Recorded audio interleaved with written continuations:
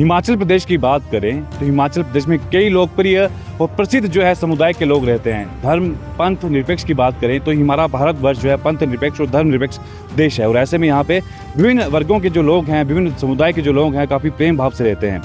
एक हिमाचल प्रदेश के एक समुदाय की बात करें जो काफ़ी लोकप्रिय है अपने रहन सहन को लेके, अपनी कला संस्कृति को लेके। जी हाँ दर्शकों, हम बात करें गद्दी समुदाय की। परंतु गद्दी समुदाय के कुछ लोग हैं, जैसे कांगड़ा चंबा की हम बात करें तो लंबे समय से संघर्ष कर रहे हैं एक गद्दी शब्द को लेके कि हमारे साथ जो शब्द जो एक त्रुटि रही है उस त्रुटि को जोड़ा जाए, और गद्दी शब्द के लिए जो मांग है लंबे समय से कर रहे हैं। इसी विषय को लेकर अगर हम बात करें, हिमालयन गद्दी यूनियन का एक काफ़ी अच्छा योगदान जो है, काफ़ी महत्वपूर्ण योगदान इसने रहा है। तो आज बातचीत करेंगे हिमालयन गद्दी यूनियन के अध्यक्ष जो हैं मोहिंदर सिंह जी, क्योंकि चुनाव इनके नज़दीक आ रहे हैं। इन चुनावों को किस तरह देखते हैं और जो उपलब्धियां इनकी रही हैं और क्या कुछ कार्य करने का जो फैसला है आने वाले टाइम पर रहेगा, क्या एजेंडा रहेगा, कुछ बातचीत इनसे करते हैं, किस तरह से इस हिमालयन गद्दी यूनियन को देखते हैं और क्या कुछ विशेष तौर पर अपने कार्यों को लेकर करना है। सर स्वागत है हमारे चैनल पर। धन्यवाद अभिषेक जी। सर बात करें हिमालयन गद्दी यूनियन की तो सबसे पहले हम ये जानना चाहेंगे कि इस यूनियन की स्थापना करने की आवश्यकता पड़ी ही क्यों? देखिए, वो कहते हैं कि आवश्यकता जो है वह आविष्कार की जननी है जी। तो उसी तर्ज पर जैसे हिमालयन गद्दी यूनियन का गठन क्यों हुआ, क्या हमें आवश्यकता पड़ी, वो आपने बहुत ही बढ़िया क्वेश्चन किया, क्योंकि ये जानना आम पब्लिक के लिए बहुत ही महत्वपूर्ण है। और ये क्वेश्चन जो मुझे लगता है कि मेरे इंटरव्यू में पहली बार आया है जी। देखिए, सबसे पहले तो बात यह है कि हर एक आदमी की आइडेंटिटी होती है, हर एक वर्ग की पहचान होती है, और यदि आपकी पहचान ही नहीं है तो आपका अस्तित्व खत्म हो जाता है। आपका अस्तित्व खतरे में है, आप खत्म है, आपको कोई नहीं पहचानेगा। और उस दिशा में क्या होगा, उस दशा में क्या होगा कि आपका इस्तेमाल होगा, लेकिन आप तक जो मूलभूत सुविधाएं, आपके जो एक नागरिक होने का जो आपका जो अधिकार है वो सब आपसे छिन जाएंगे। मात्र के मात्र आप एक इस्तेमाल होने की कड़ी रह जाएंगे। तो हमें ये संगठन बनाने की जरूरत इसलिए पड़ी अभिषेक जी, क्योंकि हिमालयन गद्दी यूनियन, गद्दी शब्द जो है, गद्दी जो है एक बहुत ही पुरानी जो हमारी एक सभ्यता है, और बहुत ही मतलब हिंदुस्तान की सभ्यता में जो इसका गद्दी का नाम है वो एक, मैं समझता हूँ कि आज की तिथि में, आज की डेट में मोदी साहब भी हमारी गद्दी टोपी, हिमाचली टोपी पहन करके देश विदेश की यात्रा कर रहे हैं। तो आप समझ सकते हैं गद्दी शब्द का महत्व। गद्दी कोई एक जाति नहीं है, गद्दी एक समुदाय है। और इसमें इस समुदाय में एक त्रुटि क्या पाई गई है कि कुछ लोग ओबीसी में आते हैं, कुछ एससी में आते हैं, कुछ एसटी में आते हैं, कुछ जनरल में आते हैं। एग्जाम्पल के तौर पर मैं आपको कहूँ, जैसे हमारा गोरखे समुदाय है, सम्मानित गोरखा समुदाय, जिसमें गोरंग है, थापा है, बहादुर है, क्षत्रिय हैं, राणे हैं, विभिन्न लोग हैं, लेकिन वो सब एक ही कैटेगरी के अंदर आते हैं। और वैसे ही हमारे राजपूतों में हैं, कोई पठानिये हैं, कोई राणा हैं, कोई संब्याल हैं। तो इस तरह बहुत सारी उपजातियाँ हैं, लेकिन वो उनका एक ही समुदाय है, जैसे वो जनरल में आते हैं। और उसी तरह जैसे हमारे चौधरी समुदाय हैं, कोई चांग है, कोई बाती है, कोई गिरत है, लेकिन उनका समुदाय एक है। लेकिन गद्दी समुदाय में एक ऐसी भ्रांति पाई गई है कि इसे टुकड़ों में बांटा गया है। तो हम समझते हैं कि जो गद्दियों के टुकड़े हुए हैं, टुकड़े नहीं होने चाहिए, हमें एकता करनी चाहिए। हमें भी बाकी समुदाय की तरह एक छत के नीचे रहना चाहिए, और हमारा मान सम्मान भी सबका एक बराबर होना चाहिए। अब रेवेन्यू विभाग में देखेंगे तो जैसे मेरे ही घर में कुछ सदस्यों के साथ तो गद्दी शब्द जुड़ा है, लेकिन कुछ के साथ नहीं जुड़ा है। चाचा के साथ जुड़ा है तो बुआ जी के साथ नहीं जुड़ा है। तो वो एक बहुत बड़ी त्रुटि जो पाई गई है। और हिमालयन गद्दी यूनियन का संगठन बनाने का ये तात्पर्य था कि हम सब लोग जो जिन 6 उपजातियों के साथ खास करके ये त्रुटि पाई गई है कि इस लड़ाई को लड़ा जाए, और जो राजस्व अभिलेख में जो ये मामला आया है, सामने आया है, इसकी दुरुस्ती करवाई जाए, जिसके लिए ये संगठन का जो है आविष्कार निर्माण किया गया। और शायद इसको निर्माण की आवश्यकता भी ना पड़ती यदि हमारे जो अधिकारी हैं या जो हमारे समुदाय से जो हमारे नेता रहे हैं, वो प्रतिनिधि जो हमारे हैं, अगर वो समय रहते हमारा संज्ञान ले लेते तो हमें संगठन बनाने की जरूरत भी ना पड़ती। लेकिन उन्होंने हमारा बिल्कुल भी ख्याल नहीं किया और नज़रअंदाज हमारे मामले को किया। तो हमें लगा कि हमें कहीं ना कहीं एक संगठन के तौर पर जो बाडी, हाड़ी, सिपी, ढोगरी, रिहाड़े हैं, इनको मिलजुल कर एक संगठन का निर्माण करना चाहिए और अपनी लड़ाई को लड़ना चाहिए। ये हमारा ये इतिहास रहा है। सर अगर बात करें, काफ़ी समय पहले एक बड़े स्तर पे जो था एक प्रदर्शन धर्मशाला में किया गया था। जिलाधीश कार्यालय के बाहर एक रैली निकाली गई थी, जिसमें कांगड़ा चंबा के काफ़ी लोग जो थे, हज़ारों की संख्या में लोग पहुंचे थे। उसके बाद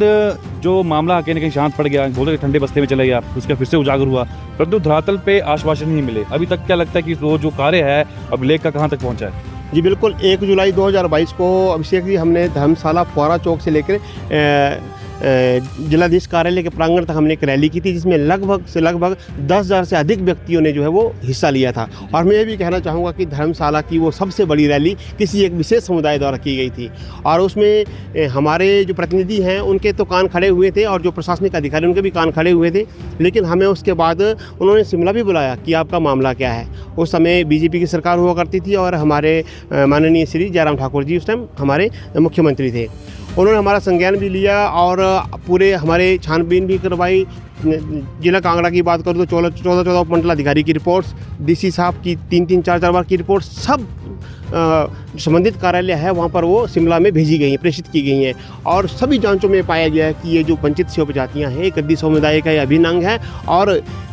हमारे कहने से हम नहीं कहते गद्दी शब्द जोड़िए, 1867 का रिवाइज सेटलमेंट रिकॉर्ड, उसकी 3 प्रतिलिपियाँ जो है वो उस रिपोर्ट में लगी हैं, डीसी साहब की रिपोर्ट उसमें लगी हैं। और हर वर्ष हमारा गद्दी कल्याण बोर्ड का गठन होता था, हर वर्ष गद्दी कल्याण बोर्ड के जो हर टेन्योर में, तो हमारे लोग भी उसमें शामिल होते थे, उनमें ओहदे दिए जाते थे। हर तरह तमाम तरह के जो एविडेंस उसमें लगे हुए हैं। ना जाने सरकार के आगे कौन सी ऐसी विडम्बना थी जो आज तक वो सरकार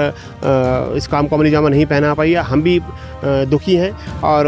उसके बाद अब कांग्रेस की सरकार आई है, तो हम सुक्खू जी साहब से भी मिले हैं। सुक्खू साहब का भी हम धन्यवाद करते हैं कि उन्होंने भी हमारे इस केस का संज्ञान लिया और छानबीन चली हुई है जी। अक्सर बात करें भारतवर्ष की, तो जैसे कि पहले मैंने कहा कि भारत एक धर्मनिरपेक्ष और पंथ निरपेक्ष देश है, जहाँ पे हर एक धर्म का जो लोग है अपने धर्म का आचार प्रचार कर सकता है। परंतु एक समुदाय के साथ ऐसा भेदभाव क्यों? लंबे समय से मांग है परंतु धरातल पे नहीं हो पा रही। जैसे कि आपने कहा कि एक शब्द नाम जोड़ने की बात है, तो ऐसा भेदभाव क्यों, क्या लगता है किस वजह से हो रहा है? क्योंकि अगर बात करें कांगड़ा चंबा की, तो गद्दी समुदाय कई नेता हैं, कई एमपी यहाँ से गए हैं, कई विधायक यहाँ गए हैं, कई मंत्री यहाँ तक रहे हैं, तो उन्होंने क्यों इसका संज्ञान नहीं लिया? देखिए, वजह कोई भी हो, कारण कोई भी आदमी बनता हो, लेकिन मैं तो ये समझता हूँ कि सक्षम अधिकारी और कुशल नेतृत्व का ये फर्ज बनता है कि अगर किसी की कोई पीड़ा है तो उसको समझा जाए, सुना जाए और समय रहते उसका इलाज किया जाए, नहीं तो वो नासूर बन के चीज़ें निकलती हैं। तो सरकार को तो चाहिए था कि अगर आपने सारी छानबीन करवा ली हैं, आपने जिलाधीश स्तर पर तो छानबीन करवाई है, लेकिन आपने एक डेलीगेशन जॉइंट सेक्रेटरी लेवल का भी शिमला से भेजा है, जिन्होंने जिला कांगड़ा और जिला चंबा में भी छानबीन करवाई है, जिसकी भी रिपोर्ट जो है वो संबंधित कार्यालय में शिमला में भेजी गई है। लेकिन ना जाने उसके बाद भी ये लोग क्यों इसके ऊपर अमली जामा नहीं पहना पा रहे हैं, तो सरकार ही इसका हमें जवाब देगी। जी हाँ, गल कर गद्दी करते हैं जी हाँ, इंदी कला संस्कृति के स्वाद का, इंदी जड़ा पहनावा स्वाद का, जड़ा काज को दस सोसा आका, तो अतरे बाद भी जड़ चीज़ें आका उन्हें बाद भी ये चीज़ें तो क्या लगता है कि किस वजह से उन्ना छुपा और आज के टंदर की देखो, भाषा बोले, रहन सहन, खान पीन, तो बोले इवन देवी देवता भी सब कुछ आकर इंदा है ना, केलंग मराले इंदा, गुणा देवी इंदा, हर चीज़ मुंडा माँ हर चीज़ इंदा, कैलू पूजा हर चीज़ इंदा सब कुछ आकर। हाँ, लेकिन पता ना अब बड़े जियां स्टेट फॉरवर्ड गल आ कि इंदे लोग भी ना, जिसने राजनीति जेडे हैं इंदे लोग ने भी इंदा साथ नहीं दिता। सच्ची नहीं गल है जियां अब कोई भी लीडर का ना पर्टिकुलर मौका लेना किसी का, पर अक भी व्यक्ति इंदी सोगी जो शिमला मुख्यमंत्री के समक्ष ना खड़ो कि जिंदे लोग ने इंदे अपने आदमी ने कन्ने त्रुटि पाई छुड़िया कन्ने यार कम होना चाहिए। असी गल बहुत ज़्यादा मलाल आ कने माउंट चालू जो इंदे बुद्धिजीवी लोग ने गलते तबके अंदर तीनों चीज़ कि आगू है ना, अगर अपना समाज जो बचाना ता, क्योंकि सिर्फ इतनी मतलब ये नहीं कि खाली है इंदा नान जो लोग वो मतलब कोई इतने बड़े दूरगामी परिणाम करने कन कच्छू करते हैं, भुगतू करते इंदे लोग आ चाहते कि इंदा समाज जो तरक्की करा, बुलंदी बरी है, आहूँ बड़ा दिल्ली तक इंदा समाज पुजो पुजो कह के एकता करता ही है। लेकिन जने तक अगर एकता छड़ी तक कि साथ दिन छड़ी था तो एक तरीका में बहुत ज़्यादा कमी सर, बहुत ज़्यादा कमी। सामने था बड़ा कुछ मीठा मीठा बोलते हैं, लेकिन पिठी पर रखा जिया त्यानी आँख की वजह से 3 चश्मा लगू रहा, तीन समझे नहीं है दूरगामी परिणाम कहने चीज़ें है। सोचते कि जी आज तक पहले 700 को भोगन दिया कहने 700 को भोगने बाद है अपने अधिकार जो बचाव रखो, सिर्फ अपने तक फायदा है कहीं बाकी सुना देने। अब सो समय ना रहो, क्योंकि पहले क्या मतलब शिक्षा का अभाव, तो लोग शिक्षित थी है, लोग धमाने भी कमी थे कहने लोग अवेयर नम थी। आजकल सोशल मीडिया जमाना अनपढ़ व्यक्ति भी जैसे पहले भी स्मार्टफोन से कड़ी क्या नहीं है, तो हर एक व्यक्ति में जानी चुका सच्चाई क्या कहने। अब मेरे साथ बहुत मेरा पिछला दौर चलेगो हूँ असी कंडे ना बिछाना चाहिए, हूँ असी फुला सौगात बिछाना चाहिए। आज तक चलन करना मिलजुल रहना का जी आइंदा गादा तबका चल रहा उतनी है तरक्की आगू फिर समुदाय गल करन ता अली क्या उपलब्धि दुंदे समुदाय कौन कार्य जड़ समाज सेवा ताई तो करे समाज सेवी संस्था है। बिल्कुल, समाज सेवा वास्ते देखो सबसे पहले है जान अपनी जड़ी पहचान है, जड़ा मान सम्मान का शब्द है तभी वास्ते लड़ू कर देना है ना। शिमले मतलब कोई मेरे 4 साल कार्यकाल में 12 या 13 बजे शिमले की जाना है, ਤੁਸੀਂ ਪਤਾ 15-20 ਆਦਮੀ ਲੈ ਕੇ ਸ਼ਿਮਲਾ ਪੁੱਜਣਾ ਬਿੰਗਰ ਕਰਨੇ ਆਪਣੀ ਗੱਡੀ ਡਰਾਈਵ ਕਰਨੇ ਖਰਚਾ ਆਇੰਦਾ ਇਹਦੀ ਕੋਈ ਰਾਜਨੀਤਿਕ ਸੰਗਠਨ ਤਾਂ ਹੈ ਨਹੀਂ ਅਸੀਂ ਚੰਦਾ ਮੁਲਗਣ ਕਰਕੇ ਹੋਆ ਨਾ ਇਹਦੇ ਲੋਕ ਜੇ ਸੋ ਦਿਹਾੜੀਦਾਰ ਮਜ਼ਦੂਰ आदमी ने लोग इकट्ठे करने कुछ संपन्न लोग हैं सब संपन्न थोड़े ना कने लड़ाई जी सब ने लड़ाई अकेले लड़ाई तो है नहीं तो आज शिमले को 15 बार शिमले की चाहिए ना इनकी उपलब्धि है कि सरकार ने इनका संज्ञान लियो डीसी साहब के थ्रू त्राइदर चूचू वक्त इंक्वायरी करवाई चंबे डीसी के थ्रू इंक्वायरी करवाई फिर मौजूदा सरकार ने या सेक्टर लेवल के अधिकारी भेजे जैसे छानबीन करवाई आज की डेट में इतने बड़े एविडेंस पूछ रहा है कि सरकार जो था बिल्कुल यहाँ मामलों फटाफट काम कर देने चिंता करें सब तो बड़ी गल क्या है कि रेवन्यू मंत्री रेवन्यू सैक्टरी नहीं है चीफ रेवन्यू सैक्टरी सब इन समाज देना कने आऊँ तीन तक मेरा मैसेज पहुँचता सर तुम 2 हाथ जोड़ के बेनते हैं आपका नाम जो वो सुनहरे अक्षरों में लिखा जाएगा अगर आप इस काम को कर देते हैं अगर आपके रहते भी अगर ये काम नहीं हुआ ना तो बड़ा दुर्भाग्यपूर्ण हमारे समाज के लिए एक काला कलंक हो जाएगा हमारे लिए कि हमारे व्यक्ति द्वारा ये कार्य नहीं किया गया था चलते कि मेरा मैसेज 3 तक अच्छा कहना है बाकी उपलब्ध दिन दिए कि बाकी काम क्या करते थे पिछुआ ये ब्लड डोनेटिंग कैंप है लगाते हैं प्लांटेशन का काम है करते हैं कोई ऐसी वो लगता कि ये पिछले बटियात में अक जगह लैंडस्लाइड हो थी वो 35-40 घर तबाह बच गई है आज तीन वास्ते भी जड़ा है कर सकती है तरपाल या खाना पीना राशन जो कुछ भी अगर से सौका है कर देना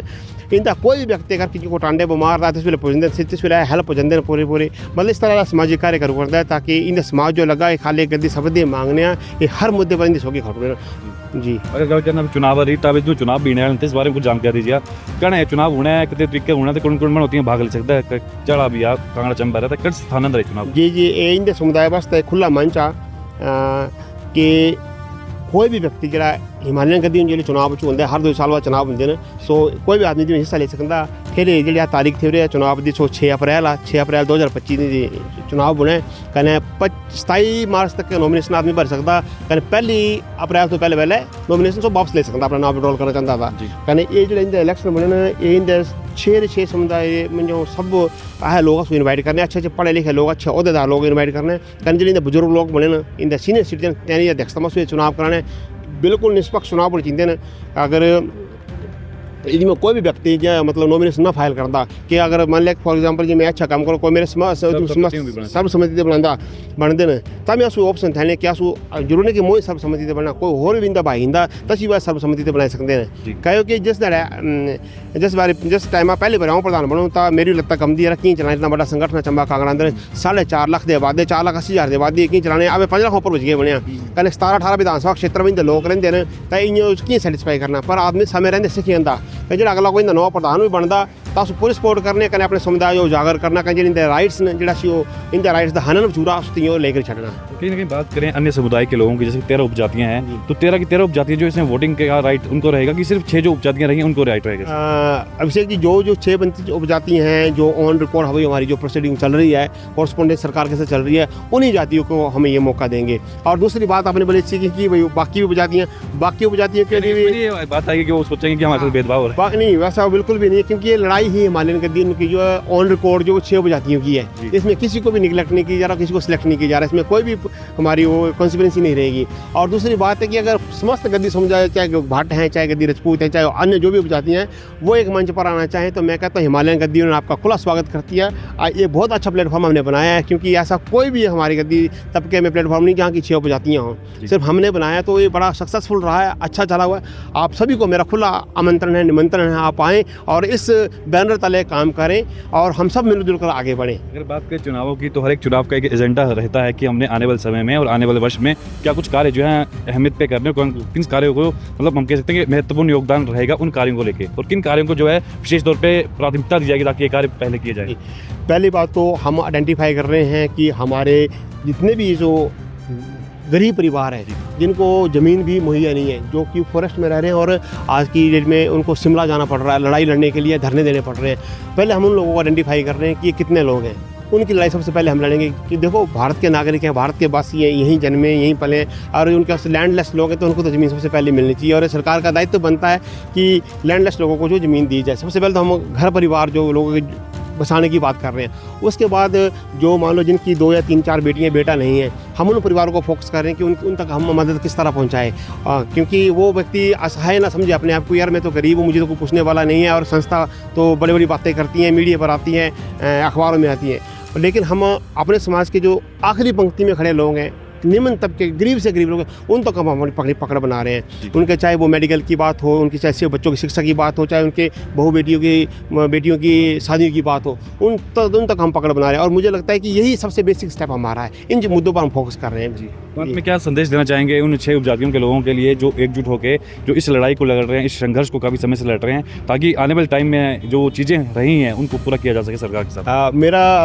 6 उपजातियों के लोगों से अपील रहेगी, आज आप 6 अप्रैल के दिन धर्मशाला में आपको बहुत जल्द स्थान जो वो बता दिया जाएगा किस स्थान पे हमारा इलेक्शन होगा। आप सभी लोग वहाँ पर आएँ और उसमें भाग लें और अपने समाज को आगे उठाने के लिए आगे बढ़ें। और मान लो कि मैं प्रधान रहा हूँ, मुझसे कोई त्रुटि मेरे कार्यकाल के दौरान हुई है, उसके लिए मैं सभी साथी से क्षमा चाहूँगा कि अगर मुझसे कोई त्रुटि हो गई। हमने कोशिश की कि हम सबको साथ लेकर के चले, फिर भी कोई भी आदमी परिपक्व परिपूर्ण नहीं होता, सीख के ही आदमी आगे बढ़ता है। तो आप सब लोग आएँ और अपने समाज को मजबूत बनाने के लिए एक छत के नीचे रहें